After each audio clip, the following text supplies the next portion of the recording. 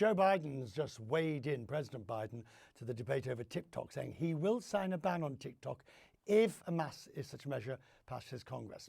His election opponent, Donald Trump, appears to be supporting TikTok as a bill that could ban the app in the US is moving forward. Turn of events for the former president, who raised concerns about the app and its links to China whilst in office. If you get rid of TikTok, look at that. He says, if you get rid of TikTok, Facebook and Zuckerberg, well, I'm not going to be vulgar, will double their business. I don't want Facebook who cheated, but you get the idea. TikTok is also responding to the bill, which is set to vote in the House next week. It's put out this call to action to voters, saying Congress is trying to take away their right to free expression. And key lawmakers say this proves exactly why they want to do it.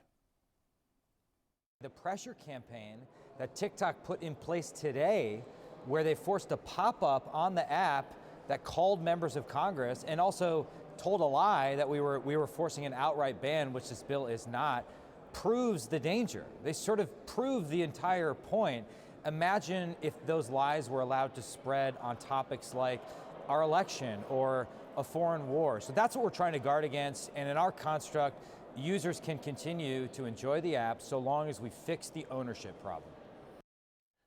Anna's with me. Anna Nicolaou of the Financial Times joins me. It's a good one, this, because when the committee, when the House Committee votes and it's unanimous, you sort of feel that they must know something that the rest of us don't, that there is a valid reason. They didn't go partisan, didn't go party lines, that there is a valid reason to force the divestiture or the splitting of ownership. Yeah, I think you're exactly right. I mean, in the past, we've seen politicians on both sides of the spectrum concerned that, if they ban TikTok or force this sale, that they'll alienate younger voters and piss people off, right? And what my colleagues have actually reported this past week is that after these classified briefings about the security risks, that a lot of these lawmakers have actually decided it's worth the risk.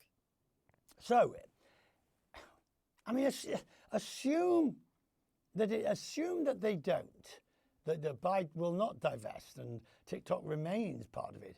Then you've got this whole question of banning. I mean, it'll go obviously up to the Supreme Court in some shape or form as a First Amendment or other federal commerce issue. It's going to get very messy before it gets clear. I think that's exactly right. I mean, this bill, if it passes next week, then it has to go to the Senate. And in the past, I mean, this has been going on for years, right? Where both the Trump administration and the Biden administration have said TikTok is a security risk. And there have been various efforts over the years to try to force them to divest it. And none of them have really worked. A lot of them have stumbled once they made it to the Senate. But you're right that the opposite view and why it is until now really not been able to get it over the line is this view that TikTok is a freedom of speech issue. It's people expressing themselves. It violates the First Amendment to ban it in any kind of way.